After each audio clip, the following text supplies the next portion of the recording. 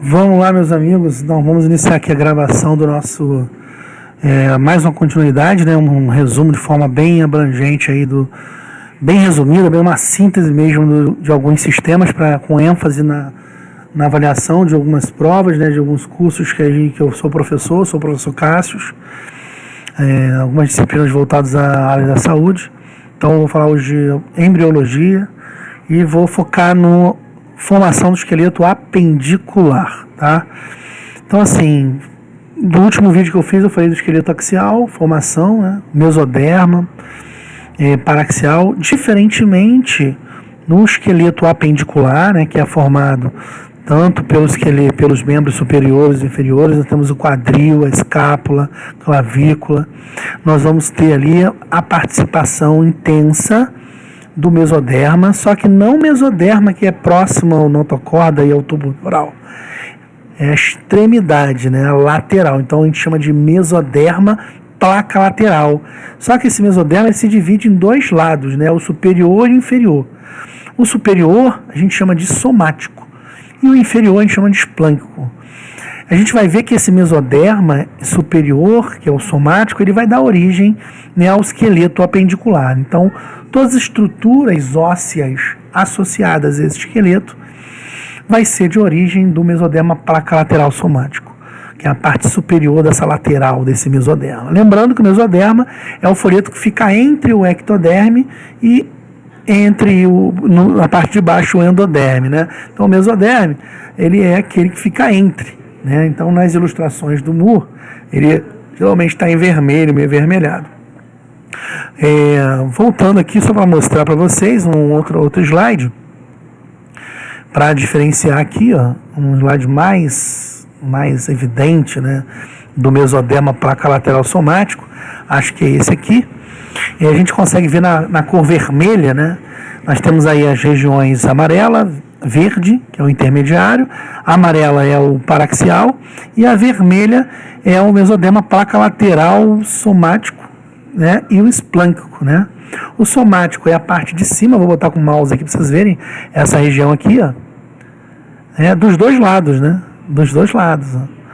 Dois lados eu tenho somático aqui e somático aqui. Agora, se eu for botar embaixo, eu tenho o mesoderma placa lateral esplânquico, ó.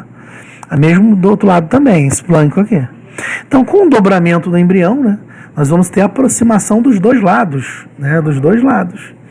Então, quem vai ser responsável pela formação do esqueleto apendicular é o mesoderma placa lateral somático, parte de cima do mesoderma lateral. Beleza, gente? Isso tem que ficar claro. Porque as células mesenquimais, né, oriundas desse mesoderma, são dessa região que vão para migrar para a formação dos membros inferiores e superiores. Então, assim, mais importante disso é saber que esse folheto embrionário, né, que são os três, esse específico é o responsável pela formação óssea, só que cada região vai ficar responsável por uma estrutura óssea. Essa região da estrutura óssea do esqueleto apendicular é a placa lateral somática. Maravilha? Então, voltando, né, aos slides lá, vamos lá procurar uns outros slides maneiros. Vou mostrar aqui para vocês. Beleza. Bem interessante aqui, para não ser bem... Vamos lá.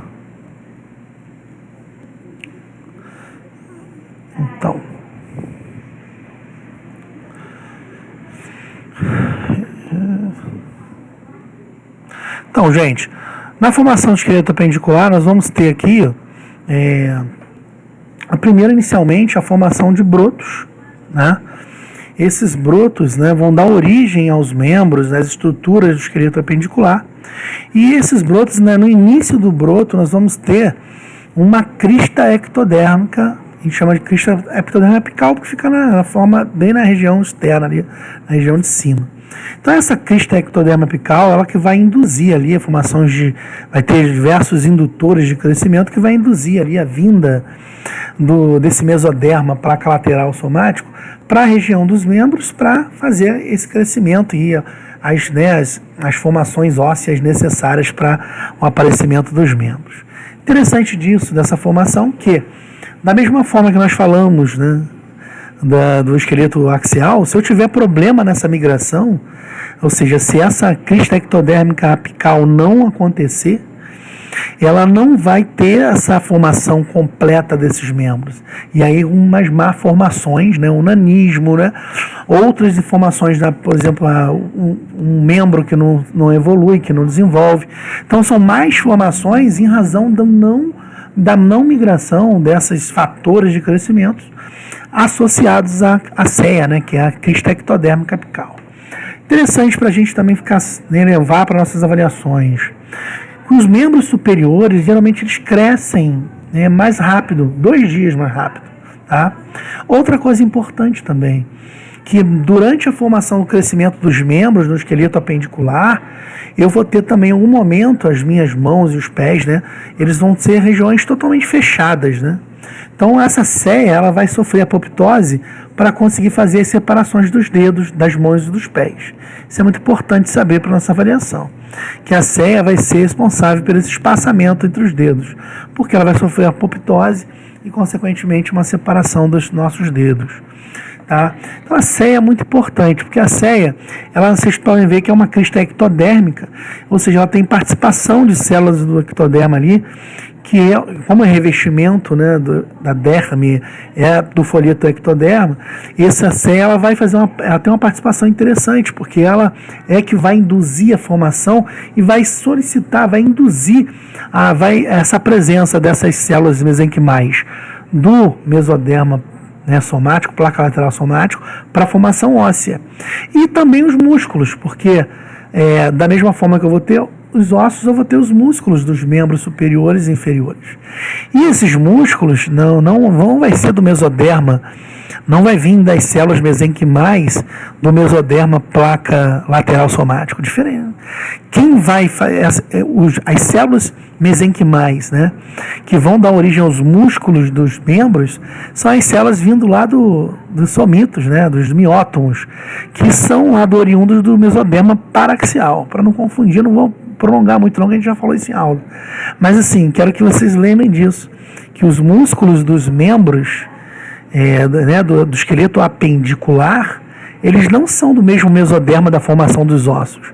Eles são da formação dos miótomos, dos somitos, do mesoderma paraxial. Beleza? Não vamos esquecer disso. Então, da mesma forma, gente, o crescimento do esqueleto apendicular, ele vai sofrer, se tiver interferências de fatores externos, radiação, uso de álcool, drogas, né, medicamentos, eu vou ter comprometimento e malformações, diversas malformações. Vou dar alguns exemplos para vocês dessas malformações, tá? Aqui para mostrar para vocês o broto, né, crescendo e estimulando a vinda das células mesenquimais, depois aí a separação dos dedos pela apoptose da crista ectoderma apical, beleza. E aí, gente, chama atenção para vocês também das más formações do esqueleto apendicular, né? Nós temos aí essas causas não esclarecidas, mas as crianças que nascem com os pés tortos, né? E aí é uma malformação também. Nós temos aí a displasia ou tanatofórica, né? Que é ou nanismo tanatofórico, é onde as crianças não desenvolvem os membros, né? Os membros superiores e inferiores. Temos diversos tipos de displasia tanatofórica, tipo 1, tipo 2, e não é para decorar isso, com certeza não. Algumas outras malformações, né, relacionadas aos membros, formações dos membros, mas é isso. Com relação ao sistema apendicular, é lembrado o folheto embrionário específico ao mesoderma, região do folheto embrionário, placa lateral somático, beleza? Participação expressiva da CEA, que é a crista ectoderma apical, e a formação dos brotos. Quem cresce primeiro? Os membros superiores. Maravilha, gente? Então aí, 10 minutinhos de sistema esquelético apendicular. Não esqueça que para ter crescimento eu vou ter genes, fatores de crescimento, moléculas, proteínas, enzimas. Quando isso é interrompido por algum motivo, eu vou ter mais formações. Né? Próprio problemas congênitos moleculares, né? Genéticos, herança familiar genética, tudo isso, malformações.